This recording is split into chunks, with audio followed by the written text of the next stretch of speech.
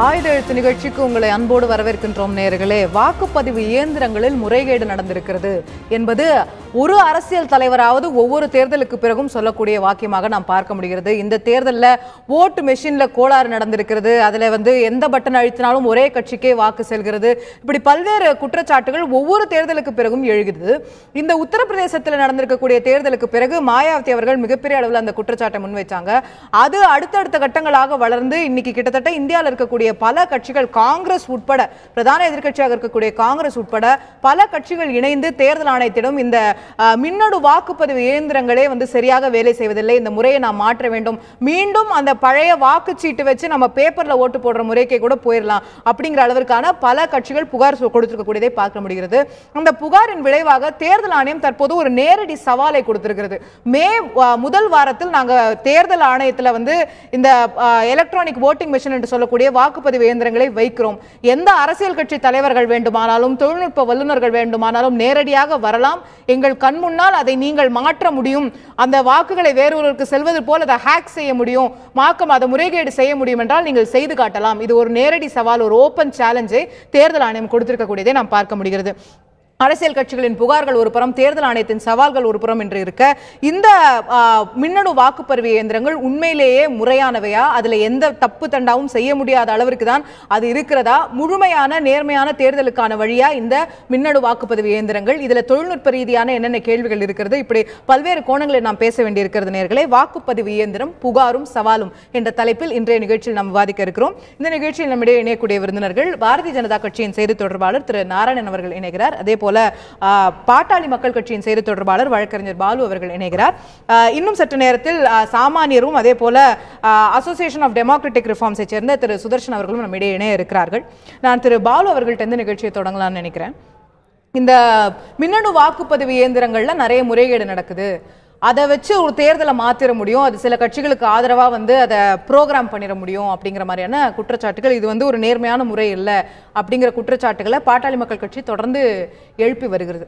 எந்த அடிப்படையில் இந்த புகார்கள் எழுதுறது நான் முதல்ல புரிஞ்சுக்க விரும்புறேன். எப்படி அதை ஹேக் பண்ண முடியும்னு நினைக்கிறீங்க? 2009 என்னோட நினைவு சரியா இருந்தா நீங்க ப்ரூவ் பண்ணுங்கன்னு சொல்லி உங்களை அழைச்சாங்க, அதுக்கப்புறம் அதுக்கான சாலிட் எவிடன்ஸ் எதுவும் வெளியே வந்த மாதிரி தெரியல. அந்த எக்ஸ்பிளனேஷன் முதல்ல தெரியும். அதாவது இந்த இவிஎம் மின்னணு வாக்குப்பதிவு இயந்திரம் பயன்படுத்துவது தொடர்பாக நமது மக்கள் பிரதிநிதித்துவ சட்டத்தில் எந்த அடிப்படையில் இது பயன்படுத்தப்பட்டது, இதனோட நோக்கம் என்ன என்று நீங்கள் முதலில் அந்த துவக்க புள்ளியை நாம் பார்த்தோம் என்று சொன்னால், எந்த இடத்தில் போக்குவரத்து வசதி இல்லை, செல்வதற்கு சாத்தியமில்லை, அங்கே பதட்டமான பகுதி, அந்த இடத்தில் இருக்கக்கூடிய வாக்குச்சீட்டுகள் எடுப்பதற்கான வாய்ப்பு இருக்கிறது என்று சொல்லக்கூடிய பகுதிகளில் ஒரு எக்ஸப்ஷனாக, ஒரு விதிவிலக்காக பயன்படுத்துவதற்காக மட்டுமே மக்கள் பிரதிநிதித்துவ சட்டத்தில் மின்னணு வாக்குப்பதிவு இயந்திரத்தையும் பயன்படுத்திக் கொள்ளலாம் என்று இணைக்கப்பட்டது. இன்றைக்கும் அதுதான் சட்டம். அது ஒரு எக்ஸப்ஷனாக, ஒரு விதிவிலக்காக சேர்க்கப்பட்டது, இந்தியா முழுவதும் விதியாக மாறி இருக்கிறது. இது சட்டத்தின் அடிப்படையில். நீங்க சொல்றது இது முறைகேடுக்கு பயன்படுத்தப்படுதுன்ற புகார் நீங்க இருக்கீங்க. அதை ஹேக் பண்ண முடியும், அதை மாத்த முடியும் சொல்றீங்க. அடுத்து அதற்கான அடிப்படை தான் நான் அதாவது எந்த பிரச்சனையாக இருந்தாலும் பாட்டாளி மக்கள் கட்சி, எங்களுடைய நிறுவனர் மருத்துவர் ஐயா அவர்கள் தான் முதலில் அதை திறந்து வைப்பார், அந்த கருத்தை பதிவு செய்வார். அதாவது முதியோர் சொல்லும் முழுநிலை காயும், முன்னே கசக்கும் பின்னே இனிக்கும், இது எங்க கிராமத்தில் சொல்ற பழமொழி. இன்னைக்கு ஒட்டுமொத்த இந்தியாவில் இருக்கக்கூடியவங்களும் இந்த மின்னணு வாக்குப்பதிவு இயந்திரத்தில் கோளாறு, அது நம்பிக்கை கூடியதாக இல்லை, அதில் பல்வேறு சந்தேகங்கள் இருக்கிறது என்று இன்னைக்கு சொல்றாங்க. 2009 நாங்கள் உயர்நீதிமன்றத்தில் வழக்கு தாக்கல் செய்து, நீங்கள் உங்களுடைய நினைவு சரியானது, உயர்நீதிமன்றம் எங்களுக்கு ஒரு வாய்ப்பை கொடுத்து, அந்த வாய்ப்பின் அடிப்படையில் தேர்தல் ஆணையம் எங்களுக்கு தகவல் சொல்லாமல் போக மீண்டும் உயர்நீதிமன்றத்தை நாட, உயர்நீதிமன்றம் மீண்டும் இந்த வாய்ப்பை தர வேண்டும் என்று சொல்லி நாங்கள் டெல்லிக்கு சென்றோம். எங்களுடைய கட்சியினுடைய முக்கிய பிரதிநிதிகளோடு நாங்கள் சென்றோம். அதோடு மட்டுமல்ல, ஹைதராபாத்தில் ஹைதராபாத்தில் இருந்து மற்றும் பெங்களூரில் இருந்து 2 இந்த துறையில் நிபுணத்துவம் பெற்றவர்களை அழைத்து சென்று, அதாவது தியரிட்டிக்கலாக என்று சொல்வார்கள், ஆவணத்தின் அடிப்படையில் இது சாத்தியம் என்பதை எங்களுடைய ஆவணத்தின் அடிப்படையில் எடுத்து சொல்லும். நாங்களே எங்களுடைய இயந்திரத்தை நாங்கள் எடுத்து சென்ற இயந்திரத்தையும் அவரிடம் காண்பித்தோம். என்ன நடந்தது என்று சொன்னால் இதுல நடக்கக்கூடிய முறைகேடு என்பது சாத்தியம்தான், நாங்க ஒத்துக்கிறோம். ஆனா எங்க மிஷின்ல நீங்க செய்யுங்க. ஆமா, உங்க மிஷின்ல தானே செஞ்சு காட்டுறோம். தாராளமா நாங்க ரெடின்னு சொன்னோம். இன்னைக்கு எங்கள்கிட்ட கொடுங்க, நாளைக்கு இந்த இடத்துக்கு வாங்க, நாங்க செஞ்சு காட்டுறோம் என்று சவால் விட்டோம். ஆனா தேர்தல் ஆணையம் என்ன சொன்னது என்றால், குழந்தை பிள்ளைங்கள்ட்ட கொடுப்பாங்கல்ல ஒரு மிஷினை கொடுத்து இதை நீங்க செஞ்சு காட்டுன்னு, மிஷின் இங்கே தான் இருக்கும், இதை நீங்க எங்கேயும் எடுத்துட்டு போக முடியாது, எங்க கண்ணுக்கு முன்னாடியே செய்யுங்க. என்ன நான் என்ன சொல்றேன், இல்ல அதாவது நான் என்ன சொல்றேன், ஒரு மிஷினை ஒரு இயந்திரத்தை ஒருவரிடம் கொடுத்த பிறகு அந்த இயந்திரத்தை டேம்பர் அதாவது உடைத்து அதனுடைய பகுதிகளில் உள்ளே செல்லாமல் அதை மாற்ற முடியும் என்று சொன்னால் அந்த வாய்ப்பை தேர்தல் ஆணையம் 2009 எங்களுக்கு வழங்கியிருக்கணும். இல்ல அப்படி சொல்லல. ஒரு தேர்தல் நேரத்துல அந்த மிஷினை மாத்தக்கூடியவங்க மிஷினை வீட்டுக்கு எடுத்துட்டு போயிட்டு 2 மாசம் கழிச்சா மாத்தி எடுத்துட்டு வருவாங்க. அதுதான் பிராக்டிகலா நடக்கக்கூடியதா? இல்ல சகோதரி, அன்னைக்கு நான் அந்த இடத்துல இருந்தேன். தேர்தல் தலைமை அதிகாரியிலிருந்து தேர்தல் ஆணையரிலிருந்து எல்லா அதிகாரிகளும் காலை எங்களோடு பேசிவிட்டு சம்பந்தப்பட்ட துறை சார்ந்த அதிகாரிகளை எங்களோட ஒதுக்கி வைத்து விட்டு சென்னது என்னன்னா, இந்த மிஷின்ல கை வைக்க கூடாது நீங்க, ஆனா செஞ்சு காட்டுங்க. அது கை வைக்க கூடாதுன்னு அவங்க எப்படி சொல்லுவாங்க? நீங்க அப்படி இல்லைன்னா நான் சொன்னது எல்லாமே போய் நான் வித்ட்ரா பண்ணிக்கிறேன். நாங்க என்ன சொன்னோம்னா, இந்த மிஷினை எங்கள்கிட்ட கொடுங்க, நாங்க டேம்பர் பண்ணி காட்டுறோம். அவங்க என்ன சொன்னாங்க, இதோ எங்களுக்கு முன்னாடி இருக்குது, நீங்க சொன்னீங்க இதை அதெல்லாம் செஞ்சாங்க. அதெல்லாம் செஞ்சாங்க. எப்படின்னா அது உங்களுக்கு தெரியும், அதாவது 2 மிஷின் இருக்கு. ஆமா, கண்ட்ரோல் மிஷின் ஒன்னு இருக்கு, அடுத்தது வந்து அந்த சிப் எல்லாம் வெளிய எடுக்கலாம். அதை தாண்டி செய்ய வேண்டிய வேலைகள், அதை தாண்டி அதை மாற்ற முடியும், அதில் அந்த எண்ணிக்கையை மாற்ற முடியும் என்று சொல்லக்கூடிய அந்த வாய்ப்பை தேர்தல் நம்ம பிராக்டிகலா ஒரு விஷயத்தை பார்ப்போமே. இப்போ ஒரு தேர்தல் பூத்துல ஒருத்தர் போய் முறைகேடு பண்றாரு, அந்த மிஷினை மாத்துறாருன்னு வைங்க, இல்ல தேர்தலுக்கு முன்னாடி அந்த மிஷின் போறக்கூடிய அந்த பாதுகாத்து வைக்கக்கூடிய இடத்துல போய் ஒருத்தர் மாத்துறாருன்னு வைங்களேன், அவரு அத வந்து அந்த இடத்துல ஓபன் பண்ணி அதுக்குள்ள ஏதோ ஒரு விஷயத்தை மாத்த முடியும். அவர் அது வீட்டுக்கு எடுத்துட்டு போய் ஏதோ ஒன்னு பண்ணி மாத்த மாட்டாரு. இதை வேறு விதமா தயவு செய்து பார்க்காதீங்க. என்ன சொல்ல வரேன்னா, இல்ல நான் பிராக்டிகலா நீங்க சொல்றது இல்ல, ஒவ்வொரு மிஷினையும் ப்ரூவ் பண்ணனும்னா எப்படி ப்ரூவ் பண்றதுன்னு கேக்குறேன். ஒரு மிஷினையும் வீட்டுக்கு எடுத்துட்டு போய் செஞ்சு கொண்டு வந்து வைக்கிறாங்க என்பது அல்ல நம்மளுடைய வாதம். நம்மளுடைய வாதம் என்ன, உலகத்தில் தலை சிறந்த தொழில்நுட்பத்தின் முதன்மையான நாடுகள் கூட பேப்பர் இதுல தான் பண்றாங்க, அதுல தான் செய்யறாங்க பொழுது இதில் மாற்றங்கள் செய்வதற்கு வாய்ப்பு இருக்கு. இது வேண்டாம். ஒரு ஹாலிவுட் படம் எடுக்கிறதோட காசுல 1/10 காசுல நம்ம மங்கள்யான் விட்டோம். இல்ல நான் என்ன சொல்றேன்னா, ஒரு தொழில்நுட்ப நாடு செய்யல அப்படிங்கறதுனால இங்க இருக்கிற தொழில்நுட்ப மோசம் இல்ல. நாங்க அததான் சொல்றோம். எப்படின்னா இந்த இயந்திரத்தை பயன்படுத்தினால் 2 பிரச்சனையை நாங்க முன்வைத்தோம். ஒன்று, முதல்ல அதான் பாமக சொல்லுச்சு, அதுக்கு தான் எல்லாத்துக்கும் நான் யாருக்கு வாக்களிக்கிறேன் என்பது எனக்கு தெரியல. நீங்க பட்டன் அழுத்த சொல்றீங்க, அழுத்துறோம். இந்த நான் அழுத்திய பட்டன் நான் செலுத்த விரும்பிய வாக்கு வேட்பாளருக்கு தான் செலுத்தினேனா எனக்கு தெரியாது. இப்போ அந்த பேப்பர் ஆடிட் அது அடுத்த நிலை இப்பயும் வந்து ட்ரையல் வந்திருக்கு, இன்னும் முழுமையா வரல, இன்னும் அது வந்து நிலுவையில இருக்குது. இது ஒரு பிரச்சனை. இன்னொரு பிரச்சனை, எனக்கு நம்பிக்கை இல்லை. இந்த இயந்திரத்தின் மீது ஒரு வாக்காளர் ஒரு வாக்கு செலுத்த செல்கிறார், இயந்திரத்தின் மூலமாக வாக்கு செலுத்தி அந்த வாக்கு நான் சம்பந்தப்பட்டவர்கள் தான் சென்றதா என்பதை என் கண் முன்னால் பார்ப்பதற்கு நான் உளப்பூர்வமாக அதில் நம்பிக்கை எனக்கு இல்லை. எனவே இது வேண்டாம். இதுதான் நம்மளுடைய சொல்ல. இரண்டாவது, எந்த இயந்திரமும் இந்த தொழில்நுட்ப காலத்தில் நிச்சயமாக மாற்ற முடியும். அது இந்த நமது மின்னணு வாக்குப்பதிவு இயந்திரம் அதற்கு விதிவிலக்கல்ல. இந்த குற்றச்சாட்டுகள் அனைத்துமே, நீங்க சொல்லக்கூடிய விஷயங்கள் அனைத்துமே பேப்பர் ஓட்டுக்கு பொருந்தாதான்ற கேள்வி இருக்கு. நம்ம அதுக்கு வருவோம். நான் திரு நாராயணன் அவர்கள்ட்ட கேட்க விரும்பக்கூடிய விஷயம், பாட்டாளி மக்கள் கட்சி, காங்கிரஸ் கட்சி, கம்யூனிஸ்ட் கட்சி, இன்னைக்கு அனைத்து கட்சிகளும் மாயாவதி அவர்கள் துவங்கி வச்ச விஷயம் வந்து இன்னைக்கு தேர்தல் ஆணையம் வரைக்கும் போய் ஒரு சவாலா வந்து நின்றுருக்கு. ஆனா பாரதிய ஜனதா கட்சியும் இது போன்ற குற்றச்சாட்டுகளை இன்னைக்கு வைக்கலன்னா கூட கடந்த காலத்துல முன் வச்சிருக்கு. 2009 தேர்தலில் தோல்வி அடைந்த பிறகு உங்களுடைய மூத்த தலைவர் திரு அத்வானி அவர்கள் சொன்னார், நம்ம திரும்ப பேப்பர் ஓட்டிங் முறைக்கே போயிடலாம், இந்த இவிஎம்லாம் சரிப்பட்டு வரல, இதுல நிறைய பிரச்சனை நடக்குது அப்படின்னு சொல்லி.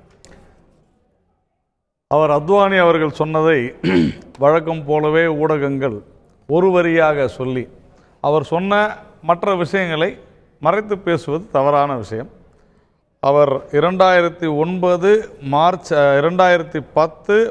9 என்று சொன்னது he did not, அதாவது எனக்கு இந்த மக்களவை தேர்தலில் வந்த முடிவுகள் குறித்து எனக்கு எந்த விதமான சந்தேகமும் இல்லை. ஆனால் இந்த நாடு மறுபடியும் அந்த வாக்கு சீட்டின் அடிப்படையில் போக வேண்டும் என்று நான் சொல்கிறேன். ஏனென்றால் பல்வேறு புகார்கள், குற்றச்சாட்டுகள் இந்த வாக்குப்பதிவு இயந்திரத்தில் வந்திருக்கிறதுன்றதுனால அது ஒரு ஃபுல் ப்ரூஃப் சிஸ்டமாக இதில் எந்த விதமான பிரச்சனை இல்லை என்பதை உணர்த்தும் வரை நாம் இதை கடைபிடிக்க வேண்டியது அவசியமாகிறதுன்னு சொல்கிறார். அதே தான் நம்முடைய ரவிசங்கர் பிரசாத் அவர்கள் அதே தினத்தில் அவர் என்ன சொல்கிறாருன்னா, in the absence of any tangible proof, it was not questioning the recent Lok Sabha election results. It is certainly expected that the election commission will ensure after proper inquiry. நீங்க அந்த தேர்தல் வெற்றி தோல்வியை கேள்வி கேட்டீங்க, நானும் இல்லம்மா அப்படி இல்ல. இந்த இவிஎம் மேல அத்வானி அவர்களுக்கும் ரிசர்வேஷன்ஸ் இருந்திருக்கு, உங்களுடைய கட்சிக்கும் ரிசர்வேஷன்ஸ் இருந்திருக்கு. கண்டிப்பா இருந்திருக்கு. அதன் பிறகு என்ன ஆகுது, பல்வேறு பிரச்சனைகள் சந்தேகங்கள்லாம் வந்த பிறகு 2013ஆம் ஆண்டு நீதியரசர்கள் மரியாதைக்குரிய நீதியரசர்கள் பி சதாசிவம் அவர்கள், ரஞ்சன் கோகாய் அவர்களும் ஒரு தீர்ப்பை வழங்கியிருக்கிறார்கள் 2013. அதில் பல்வேறு விஷயங்கள் அலசப்பட்டிருக்கிறது. அதில் அலசப்பட்ட பொழுது திரு சுப்பிரமணிய சுவாமி அவர்கள் தொடுத்த, அவருடன் சேர்ந்து இன்னும் ஒரு 3-4 பேர் தொடுத்திருக்காங்க அந்த வழக்கை. அதில் சில விஷயங்கள் அவங்க சொல்கிறாங்க. என்னென்னா, இந்த நம்முடைய இப்போ பாலு அவர்கள் சொன்னது போல அந்த voter verifiable paper audit trail என்று சொல்லப்படுகிற நாம் யாருக்கு வாக்களிக்கிறோமோ அந்த வாக்கு நாம் யாருக்கு செலுத்தினோம் என்பது சரியாக பதிந்திருக்கிறதா என்பதை அறிவதற்கான அந்த ஒரு ஆப்ஷன், அந்த வாய்ப்பு எனக்கு வேண்டும் என்கின்ற அடிப்படையில் உடனடியாக அந்த வழக்கு நடந்து கொண்டிருந்த போதே என்னவெல்லாம் செய்திருக்கிறோம் என்பதை மிக தெளிவாக ஒரு 20 பக்க ஜட்ஜ்மெண்ட்டில் இருக்குது. அதில் பெருசாக நம்ம சொல்ல முடியலட்டாலும் அதுல வந்து அந்த விவி பேட்டுங்கறத அந்த நான் ஓட்டு போட்டோனே அது அந்த பேப்பர்ல வரணும், அது தெரியணும் அப்படிங்கறது தான் அந்த ஜட்ஜ்மென்ட்ல சொன்னாங்க. எனக்கும் அதை எல்லா இடத்துக்கும் கொண்டு வாங்க. அசோகாவுக்கும் தெரியும். இல்ல நானும் அதான் சொல்றேன். ஜட்ஜ்மென்ட்ல சொன்னதுதான் நானும் சொல்றேன். அதுதான் எல்லாரும் ரைட். அப்போ அது வந்து அந்த ஒரு கண்ணாடியின் மூலமாக நம்ம அதை பார்க்கலாம். அது உடனடியாக ஒரு ஓட்டு போட்ட உடனே அது அந்த பாக்ஸ்குள்ள போய் விடும். இதுல விஷயம் என்னன்னா, அந்த ஜட்ஜ்மெண்ட்ல ஒரு முக்கியமான விஷயமே, ஒரு நபர் யாருக்கு வாக்களித்தார் என்பது ஒவ்வொரு வாக்கு இயந்திரத்திலும் பதிவாகிறது. நீங்க ஒரு எமர்ஜென்சி, ஒரு பிரச்சனை அப்படின்னு சொன்னா எப்போ வேணும், இது இந்த நான் சொல்ற இந்த voter verify paper audit trail மட்டும் இல்லை, அதற்கு முன்னாலேயே ஒரு 1000 ஓட்டு இருக்கக்கூடிய ஒரு மெஷின்ல ஒரு 650 ஓட்டு வந்ததுன்னு சொன்னா, இந்த 650 ஓட்டு சீரியல் நம்பர் படி யார் யாருக்கு வாக்களிச்சாங்கன்றது அதுல ரெக்கார்ட் ஆகுது அப்படிங்கறத பதிவு பண்றாங்க.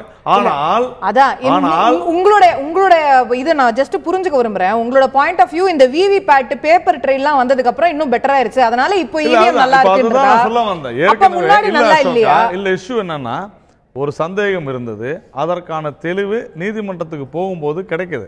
அப்போ இதுல ஏற்கனவே அந்த சிஸ்டம் இருக்குது, இது இன்டர்நெட்ல கனெக்ட் ஆகாததுனால இதை ஹேக் பண்ண முடியாது.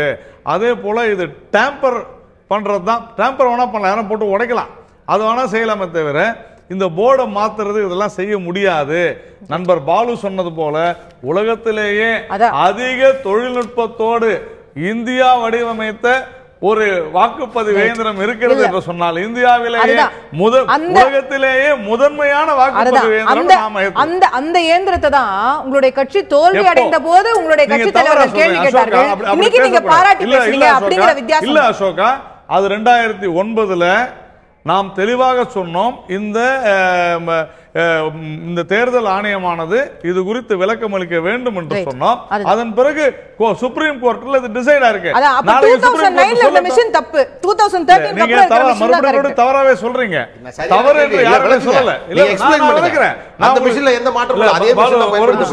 அதே மிஷின் தான் உடனடியாக தேர்தல் ஆணையமானது அது குறித்த தனது விளக்கங்களை அளித்திருக்கிறது. நீதிமன்றங்கள் இது குறித்து தெளிவாக சொல்லி இருக்கிறது. அதனால நாங்க கேட்ட சந்தேகத்தின் அடிப்படையில் கண்டிப்பா தவிர அசோகா, இதே காங்கிரஸ் தான் இது குறித்து அத்தனை விஷயங்களை செஞ்சு இதுக்கு திருத்தங்களும் கொண்டு வந்து எல்லாத்தையும் எடுத்திருக்காங்க. அன்புமணி ராமதாஸ் கூட தான் நம்ம பேசுவோம். இந்த பகுதியில் நம்மிடையே இணைகிறார் திரு சுதர்ஷன் அவர்கள். அசோசியேஷன் ஆஃப் டெமோக்ராட்டிக் ரிஃபார்ம்ஸை சேர்ந்த அரசியல் சீர்திருத்தங்கள் கோரக்கூடிய திரு சுதர்ஷன் அவர்கள் நம்மிடையே இணைகிறார். அதே போல சாமானியர்களின் பிரதிநிதியாக திரு பிரேம் ஆனந்த் அவர்கள் நம்மிடையே இணைந்திருக்கிறார். இருவரையும் இந்த நிகழ்ச்சிக்கு வரவேற்கின்றேன். நான் திரு சுதர்ஷன் அவர்கள்ட்ட ஒரு கருத்தை கேட்கலாம்னு நினைக்கிறேன். திரு பாலு அவர்கள் கூட கடந்த செக்மெண்ட்ல குறிப்பிட்டிருந்தாரு, இது வந்து ஒரு இன்னைக்கு நம்மளோட ஊர்ல எல்லாமே ஹேக் பண்ண முடியும் அப்படிங்கிற மாதிரியான நிலைமை வந்துருச்சு. ஓவர் நைட்ல ஒரு கிரெடிட் கார்டு ஹேக் பண்ணப்பட்டு நாடு முழுவதும் அத்தனை பேர் அக்கௌண்ட்ல இருந்தும் பணம் போகுது. எங்க எப்படி எது ஹேக் பண்ணப்படுதுன்னு தெரியலன்னு சொல்லும்போது, ஆஸ்திரேலியா மாதிரி ஜெர்மனி மாதிரி பெரிய பெரிய நாடுகள்லாம் இந்த மின்னணு பதிவெல்லாம் வேண்டாம், அதுல நிறைய செக்யூரிட்டி இஷ்யூஸ் இருக்குன்னு சொல்லி திரும்ப பேப்பர் முறைக்கே மாறிட்டு இருக்கும்போது, நாம மட்டும் மீண்டும் மீண்டும் இந்த மின்னணுவை அடுத்த கட்டத்திற்கு எடுத்து சொல்லிட்டு இருக்கோம். நாடு முழுவதும் இன்னைக்கு இம்ப்ளிமெண்ட் பண்றோம்னு சொல்லும்போது, அது போன்ற வளர்ந்த நாடுகள் எல்லாம் சாத்தியம் இல்லாதது இந்தியாவில் மட்டும் சாத்தியமா? இங்க மட்டும் அது முழுக்க முழுக்க பாதுகாப்பான விஷயமா இருக்கும், ஹேக் பண்ண முடியாதுன்னு சொல்லிட முடியுமா அப்படின்ற கேள்வி எழுப்பப்படுகிறது. உங்களுடைய பார்வை?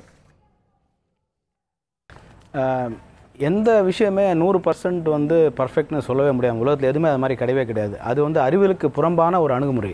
நீங்கள் சயின்ஸ் தெரிஞ்சவங்க, மேத்தமெட்டிக்ஸ் தெரிஞ்சவங்க, லாஜிக் தெரிஞ்சவங்க, இவங்கள்ட்ட யார்கிட்ட கேட்டு பார்த்தீங்கன்னாலும் எந்த சிஸ்டமும் பர்ஃபெக்ட் சிஸ்டம்னு யாருமே சொல்ல மாட்டாங்க. ஆனால் இந்த மின்னணு வாக்கு இயந்திரத்தை பொறுத்தவரையில் இது வந்து ஹேக் பண்ண முடியுமா முடியாதான்னு ஒரு கேள்வி கேட்குறாங்க. நீங்கள் ஹேக்கிங்னா இது வந்து இன்டர்நெட் கனெக்டட் கிடையாது. இன்னொன்று எப்படின்னு பார்த்தீங்கன்னா, நீங்கள் ஹார்ட்வேர்லேயே நீங்கள் வந்து பிளான் பண்ணி நீங்கள் ஹேக் பண்ணால் தான் இது பண்ண முடியும். ஆனால் ஹார்ட்வேர்னால் உங்களுக்கு லட்சக்கணக்கான மெஷின் இருக்குது. எந்த மெஷின் எங்கே போகுதுன்னு உங்களுக்கு தெரியாது. எப்படி நீங்கள் எந்த மெஷின் எங்கே போகுது, யார் எவ்வளோ ஓட்டு போடுறாங்க, எல்லாத்தையும் நீங்கள் வந்து ஃபேக்டர் பண்ணி நீங்கள் பண்ணிங்கன்னா நீங்கள் வந்து கடவுளை விட பெரிய ஜீனியஸ் தான் நீங்கள்.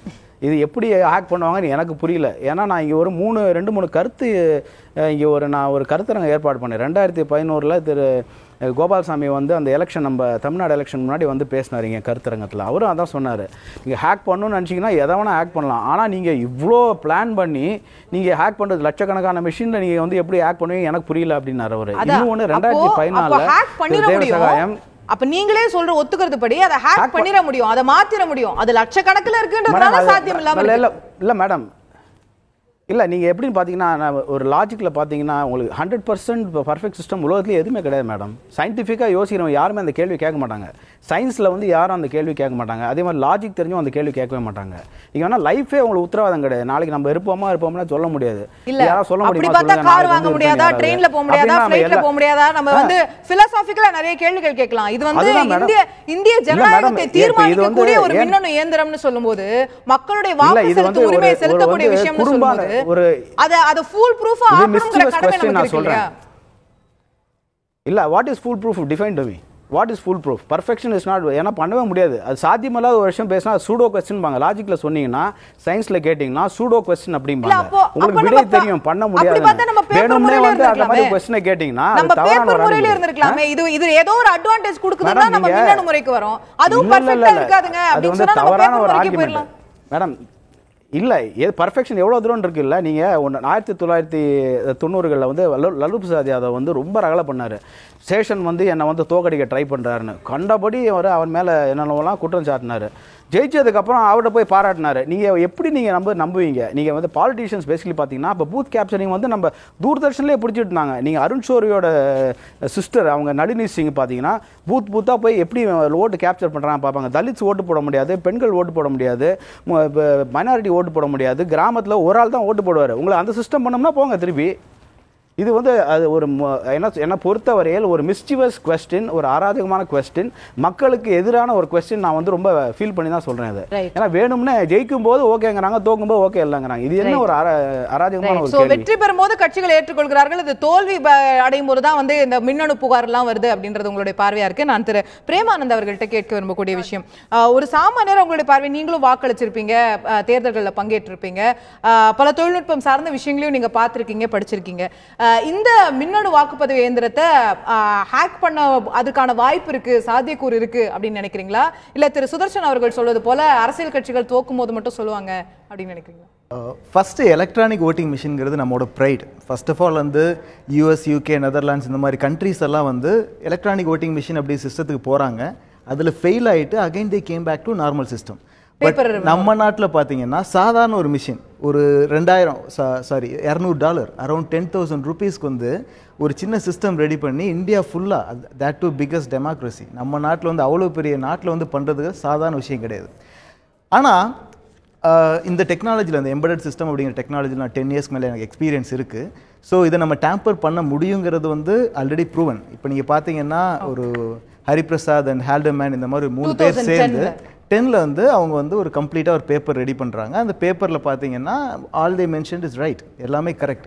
அண்ட் மோரோவர் இன்னொரு பிரச்சனை என்னென்னா 2-3 இஷ்யூஸ் நான் பார்த்துட்டு இருக்கும்போது கூகுள் சர்ச் பண்ணிருக்கும்போது மும்பையில் வந்து ஒரு லோக்கல் பாடி எலெக்ஷனில் வார்டு 164ல் ஸ்ரீகாந்த் அப்படின்னு ஒருத்தர் போட்டி போடுறாரு. அவர் வந்து மொத்தமாக 44 ஓட்டு வாங்குறாரு. அவரோட போலில் பார்த்தீங்கன்னா அவரோட பூத்தில் அவர் ஓட்டு போட்டிருக்காரு. பட் ஸ்டில் அவரோட பூத்தில் அவருக்கு வந்து 0 ஓட்டு அப்படின்னு வருது. 1 and there is other one Jharkhand அப்படிங்கிற பிளேஸில் லோக்கல் பாடி எலெக்ஷனில் ஒரு மார்க் எலெக்ஷன் ஒன்று வைக்கிறாங்க. மார்க் எலெக்ஷன் வைக்கிறப்ப என்ன ஆகுதுன்னா அங்கே இவிஎம் லோக்கல் பாடியில இவிஎம் பயன்படுத்தப்பட்ட இவிஎம். ஸோ அங்கே ப்ரெஸ் பண்ணுறப்ப என்ன ஆகுதுன்னா ஓட்டர்ஸ் வந்து ஓட்டு போடுறப்ப எல்லா ஓட்டும் பிஜேபிக்கு போகுது. ஸோ நான் வந்து ஆமாம் அசாமில் ஐ கம்ப்ளீட்லி அக்ரி. அதாவது நம்ம டெக்னாலஜி போகிறது வந்து சரிதான்.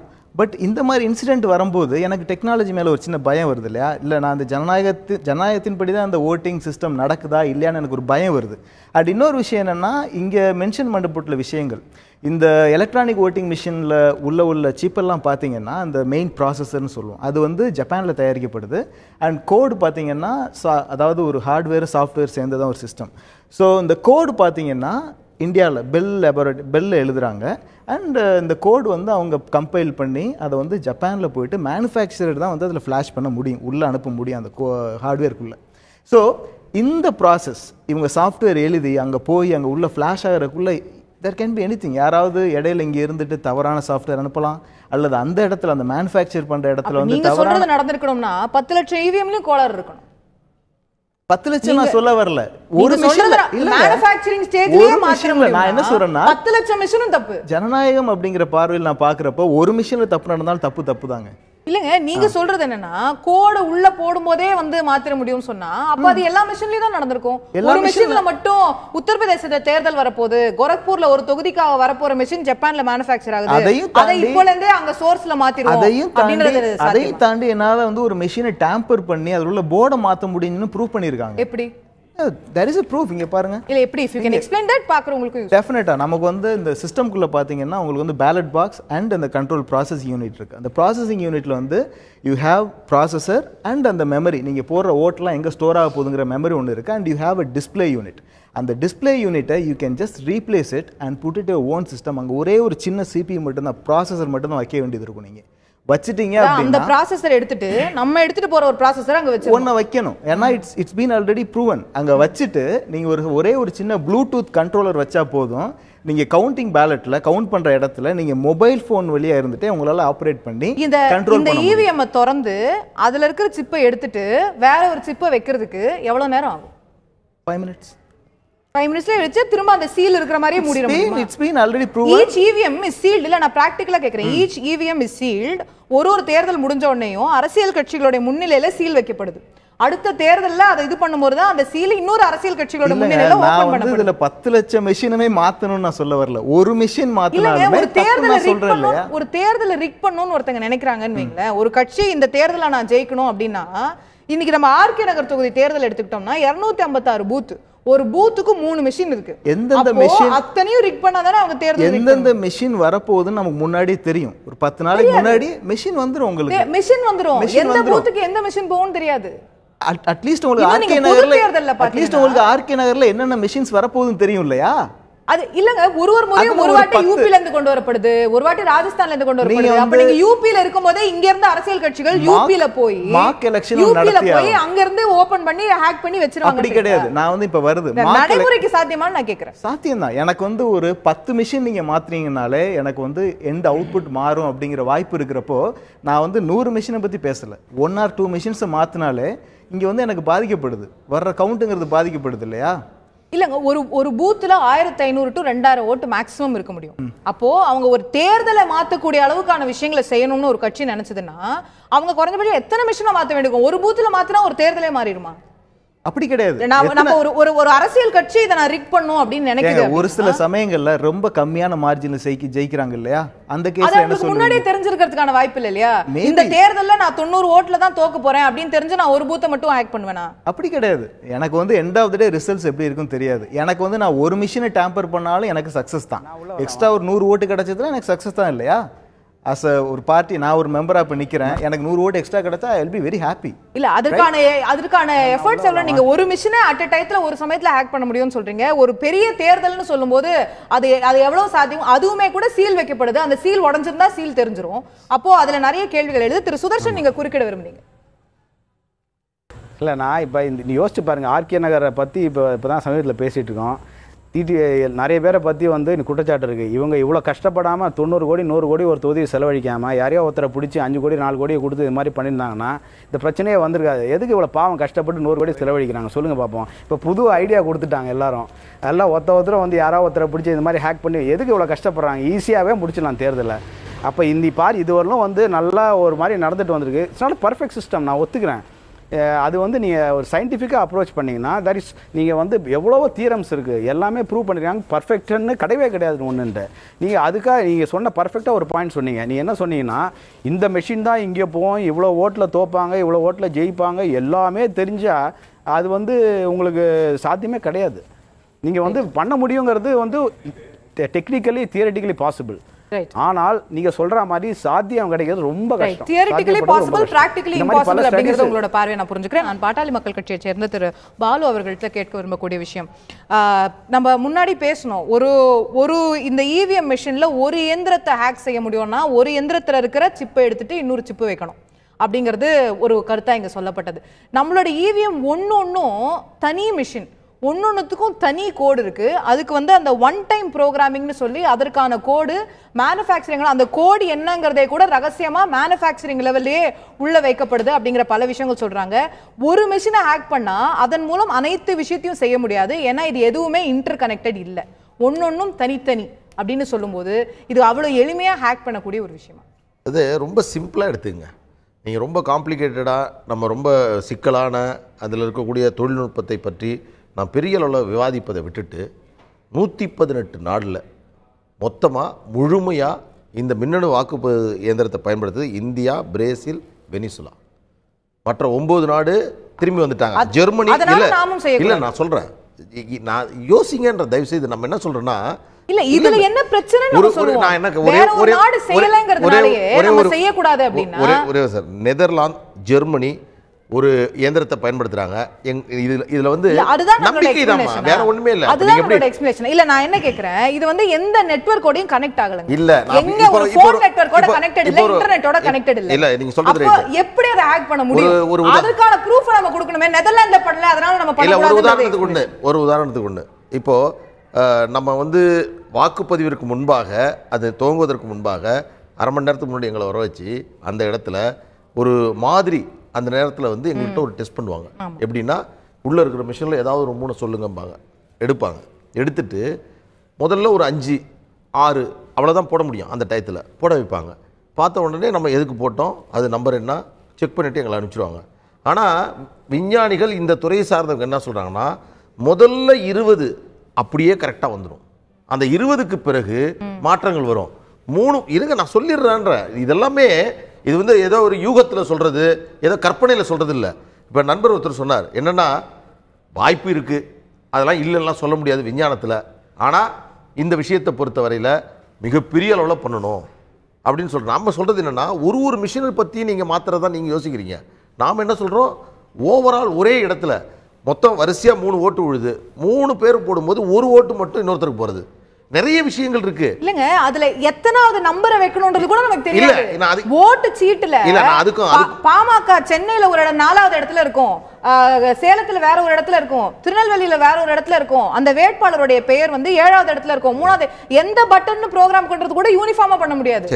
ஒரு இதுக்கும் நான் இன்னொன்னு சொல்றேன். இப்போ சார் ஒரு ரிப்போர்ட் சொன்னார்ல, ஹரிபிரசாத் ஆந்திராவில இருந்து ராவ், இந்த 2 விஞ்ஞானிகளையும் நாங்க கூட்டிட்டு போய் தான் அதை செஞ்சோம். பிஎம்கே ஏதோ நாங்கள் எங்கள் கிராமத்தில் இருக்கவங்க, இந்த விழுப்புரத்தில் இருக்கவங்க வந்து இதில் சேலத்தில் இருக்கக்கூடிய சொல்கிறேன், நீங்கள் அப்படி நினச்சிக்காதீங்கன்ற. நான் என்ன சொல்கிறேன்னா பாட்டாளி மக்கள் கட்சியை பொறுத்தவரையில இந்த விஷயத்தை ஏதோ விளையாட்டுக்காகவோ இல்ல ஏதோ கற்பனையின் அடிப்படையிலோ நாங்க சொல்லல. அதாவது ஒரு மிகப்பெரிய ஒரு அரசியல் இயக்கம் பல முறை இந்தியாவை ஆட்சி செய்த ஒரு காங்கிரஸ் கட்சிக்கு அதில் விருப்பம் இல்லை. பல முறை ஆட்சி செய்த திராவிட முன்னேற்ற கழகம் நாங்க சொன்னப்ப கிண்டல் பண்ண திராவிட முன்னேற்ற கழகத்துக்கு இல்ல நம்பி நீங்க அதுதான் முக்கியம். திரும்ப இல்ல எனக்கு என்ன இதுன்னா இதுல திரு சுதர்சன் அவர்கள் சொன்னது போல அரசியல் கட்சிகள் ஜெயிக்கும் போது ஒரு மாதிரியும் தோல்வி அடைந்த பிறகு இதே காங்கிரஸ் கட்சி 2009 புகார் சொல்லல. நீங்க சொன்னீங்க 2009 காங்கிரஸ் கட்சி புகார் சொல்லல, 2009 பாஜக புகார் சொல்லியது, இன்னைக்கு அவங்க புகார் சொல்லல. திரு சுதர்சன் அவர்கள் என்ன சொல்றாரு, அரசியல் கட்சிகள் ஜெயிக்கும் போது ஒரு மாதிரி தோக்கும் போது ஒரு மாதிரி பேசிடுறாங்க.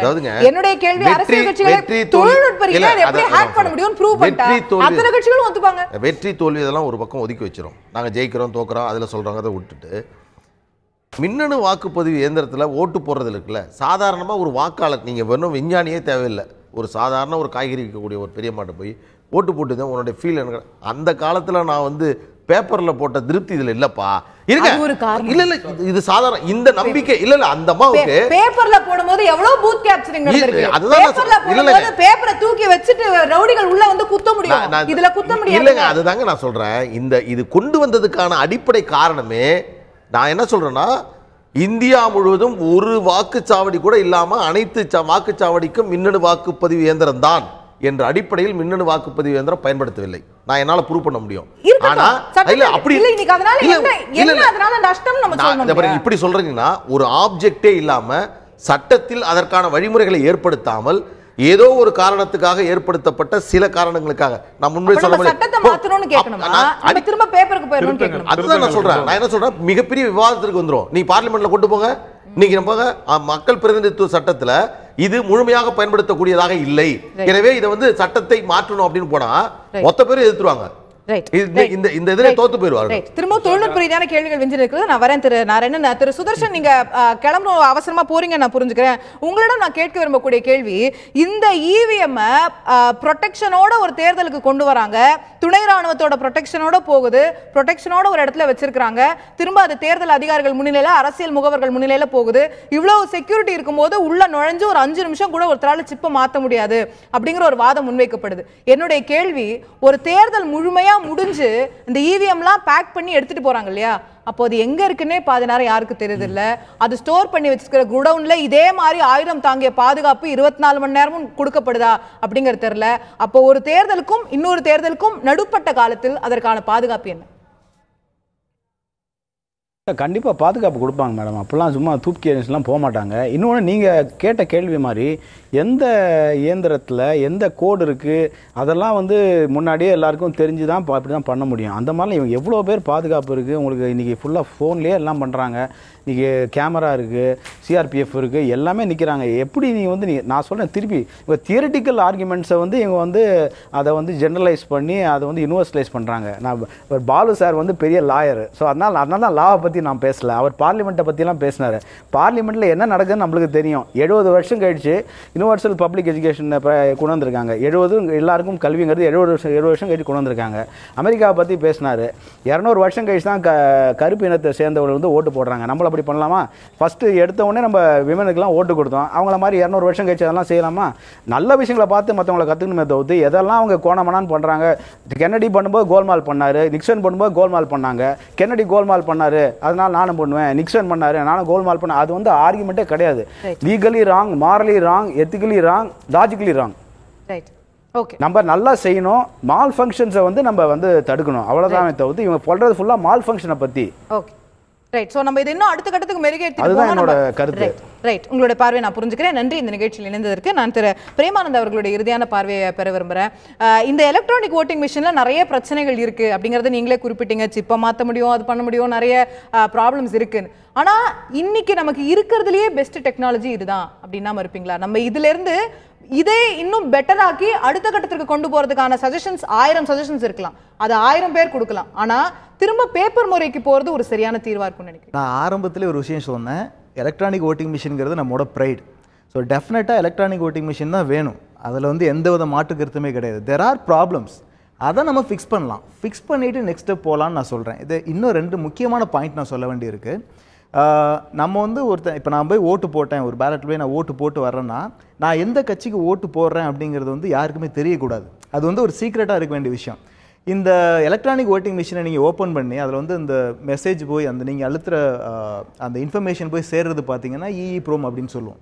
அந்த EEPROMல பார்த்தீங்கன்னா ஒவ்வொரு ஓட்டுகளும் வரிசையாக தான் ஸ்டோர் ஆகும்.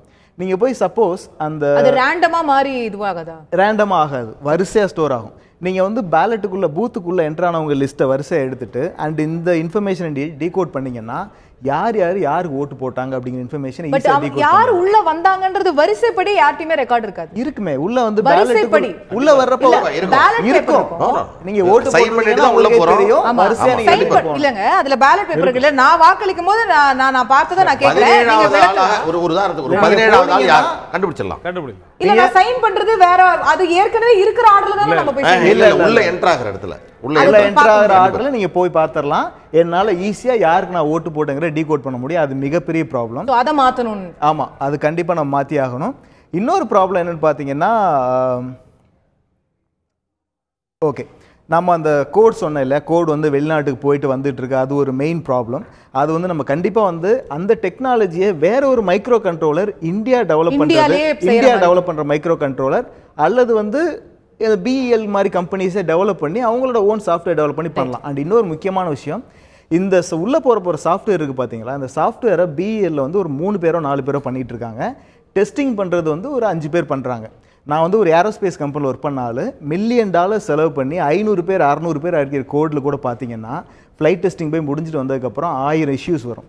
ஸோ இந்த எலக்ட்ரானிக் ஓட்டிங் மிஷின் அப்படிங்கிற ஒரு மிகப்பெரிய இந்தியா ஃபுல்லாக யூஸ் பண்ணுற ஒரு சிஸ்டமில் எழுதுகிற கோடு ஒரு 3 பேர் எழுதுறாங்க, ஒரு 5 பேர் டெஸ்ட் பண்ணுறாங்க.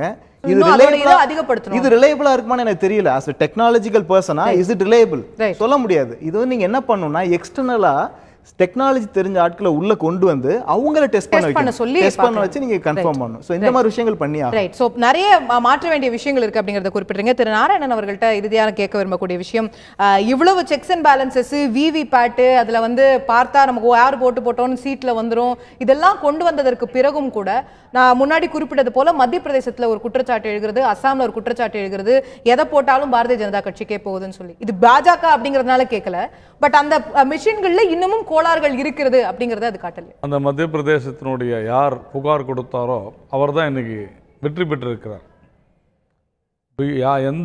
எதை அமுத்தினாலும் பிஜேபிக்கு தான், தாமரைக்கு தான் வாக்கு போகுதுன்னு சொன்னார் இல்லையா, சொன்னவர் புகார் கொடுத்தவர் இன்று வெற்றி பெற்றிருக்கிறார் காங்கிரஸ் கை சின்னத்துல. அப்போ நான் என்ன கேக்குறேன், இல்ல அது கண்டுபிடிக்கப்பட்டு ரெக்டிஃபை பண்ணப்படுகிறது. இல்ல தேர்தலுக்கு முன்னாடி பாலா அவர்கள் குறிப்பிட்டது போல நீங்க கேக்குற கேள்வி நல்லது. நீங்க வழக்கறிஞராக தகுதியானவங்க. நன்றி திரு பாலு. இதுல மார்க் போலிங் ஒன்னு முன்னாடி நடத்துறாங்க இல்லையா, திரு பாலு அவர்கள் சொன்னது போல மார்க் போலிங்ல அது கண்டுபிடிக்கப்பட்டு ரெக்டிஃபை பண்ணப்படுகிறது, அதுக்கப்புறம் அது மாத்தப்படுகிறது. ஒரு இடத்துல கண்டுபிடிக்கப்பட்ட கேஸ் நம்ம பாக்குறோம். சரி அசோகா, இந்தியா பூரா தேர்தல் நடக்குது. போலிங்ன்றது எதுக்கு வைக்கிறாங்க? ஏதாவது குறைகள் இருந்தா, பிரச்சனை இருந்தால் சரி பண்ணுறதா வைக்கிறாங்க. அதனால் பல இடங்களில் நாமளே பார்த்துருக்கோம். சில பிரச்சனைகள் வரும்பொழுது உடனடியாக மாற்றப்பட்டன சொல்கிறோம். 1 மணி நேரம் தேர்தல் நிறுத்தப்பட்டது சொல்கிறாங்க. அதே போல் இன்னைக்கு நம்ம பஞ்சாபினுடைய முதல்வர் அமரேந்தர் சிங் சொல்லியிருக்கிறார், காங்கிரஸ் கட்சியினுடைய முதல்வர். அவர் சொல்கிறாரு, எலக்ட்ரானிக் ஓட்டிங் மிஷினில் இந்த மாதிரிலாம் தில்லுமுள்ளு செய்ய முடியும்னா அக்காலி தள் தான் ஜெயிச்சிருக்கோம், காங்கிரஸ் ஜெயிச்சிருக்காது அப்படின்னு அவர் சொல்கிறாரு. இன்னைக்கு விஷயம் என்னன்னா, இதுல இருந்து என்ன கிளியர் ஆகுதுன்னு சொன்னாக்க, இவங்க தோற்ற காரணத்தினால இது பேசுறாங்க. அது வந்து ஒரு இயற்கையான ஒரு விஷயம்தான். ஆனால் நாம் அனைவருமே இந்த நாட்டினுடைய நீதிக்கு, இந்த நாட்டினுடைய சட்டத்திற்கு கட்டுப்பட்டவர்கள். ஸோ அதனால தான் நான் முதல்ல சொன்னேன், ரொம்ப சாதாரணமாக சொன்னது, இதெல்லாம் கடந்து தாண்டி நாம் 2013 பிஜேபி கூட நாங்கள் அதை அப்போஸ் பண்ணதுக்கு காரணம் என்னன்றது நான் சொன்னேன். நம்ம வந்து வாக்குப்பதிவு வேண்டான்னு எங்கேயுமே சொல்லலை. ஆனால் அதையெல்லாம் கடந்து 2013 நீதியரசர்கள் கொடுத்திருக்கிற அந்த தீர்ப்பானது மேலும் மேலும் அந்த தொழில்நுட்பத்தை தேர்தல் ஆணையமானது வளர்த்து கொள்ள வேண்டும், அதன் மூலமாக நல்ல ஜனநாயக முறையான ஒரு தேர்தலை நடத்த வேண்டும் என்பதுதான் ஒரு தீர்வாக அமையுமே தவிர, சும்மா கம்ப்ளைண்ட் கொடுக்கறது அப்படின்றது சரி கிடையாது. ஓகே, நாம் நிகழ்ச்சி நிறைவு செய்தாக வேண்டிய சூழ்நிலை இருக்கும் நேயர்களே. நிச்சயமாக இந்த வாக்குப்பதிவு இயந்திரங்கள், மின்னணு பதிவு இயந்திரங்கள் சார்ந்து பல்வேறு கேள்விகள், சந்தேகங்கள் எழுப்பப்படுகின்றன. தேர்தல் ஆணையம் அதற்கெல்லாம் முற்றுப்புள்ளி வைக்கக்கூடிய விதமாக ஒரு வாரத்திற்கு நாங்கள் வந்து டெஸ்டிங் கொடுக்குறோம், அனைவரும் நீங்கள் வந்து நிரூபிக்கலாம் என்று சொல்லி இருக்கிறது. ரொம்ப ரொம்ப சுருக்கமாக ஒரு முக்கியமான விஷயம், ஆர்கே நகர் தேர்தலில் இந்த விவிபேட் அனைத்து பூத்துலயும் செய்யப்படுறதுக்கான இது இருந்தது. இந்த தொடர்ந்து நாம் பார்க்கும்போது 2009 இந்தியா முழுவதும் இந்த மின்னணு பதிவு இயந்திரங்கள் பயன்படுத்தப்படுகின்றன. 80களில் முதல் முறையாக சோதனை முயற்சியாக தொடங்கிய இந்த விஷயம் படிப்படியாக வளர்ந்து இன்னைக்கு இந்திய தேர்தல் முழுவதையும் நம்முடைய தேர்தல் திருவிழாவை நடத்தக்கூடிய விஷயமாக இந்த மின்னணு வாக்குப்பதிவு இயந்திரங்கள் இருக்கின்றன. இதுல பல குறைபாடுகள் ஒவ்வொரு காலமாக சொல்லப்பட்டு 82ல இருந்த எந்திரம் இன்றைக்கு இல்லை. 2 முறை 3 முறை அடுத்தடுத்த கட்டமாக அட்வான்ஸ் டெக்னாலஜி கொண்டு வரப்பட்டு அதற்கான மெருகேற்றங்கள், அதற்கான முன்னேற்றங்கள் நடந்து கொண்டே இருக்கின்றன. இன்றைக்கு நாம் யாருக்கு வாக்களிக்கிறோம் என்பதை நாம் காகிதத்தில் பார்க்கலாம் என்ற அளவுக்கு அந்த விவிபேட் என்ற சிஸ்டம் வந்திருக்கிறது. இது சில இடங்களில் தான் வந்திருக்கிறது. அடுத்தடுத்த கட்டங்களாக இது இந்தியா முழுவதும் வரும் என்று எதிர்பார்க்கப்படுகிறது. இப்படி அடுத்த கட்டமாக 4வது தலைமுறை 4th ஜெனரேஷன் இவிஎம்ஸுக்கான நாங்கள் புதிய ஆர்டர் கொடுக்க வேண்டும் என்று தற்போது தேர்தல் ஆணையம் மீண்டும் கேட்டுக்கொண்டிருக்கக்கூடியதை பார்க்கிறோம். தொழில்நுட்பம் வளர்ந்து கொண்டே வந்திருக்கிறது. குற்றச்சாட்டுகள் நிச்சயமாக இருக்கின்றன. இந்த குற்றச்சாட்டுகளை எப்படி சரி செய்ய முடியும்? இந்த தேர்தல் ஆணையம் தற்போது கொடுத்திருக்கக்கூடிய சவாலை யார் ஏற்க போகிறார்கள், யார் அதில் வெற்றி காண போகிறார்கள், பொறுத்திருந்து பார்ப்போம் நேயர்களே. நிகழ்ச்சியில் கலந்து கொண்டு கருத்துக்களை தெரிவித்த 4 விருந்தினர்களுக்கும் நன்றி, பார்த்த உங்களுக்கும் நன்றி. தொடர்ந்து இணைந்திருங்கள். ஆயுத எழுத்து நீட்சியில் மற்றும் ஒரு முக்கியமான தலைப்புடன் சந்திப்போம்.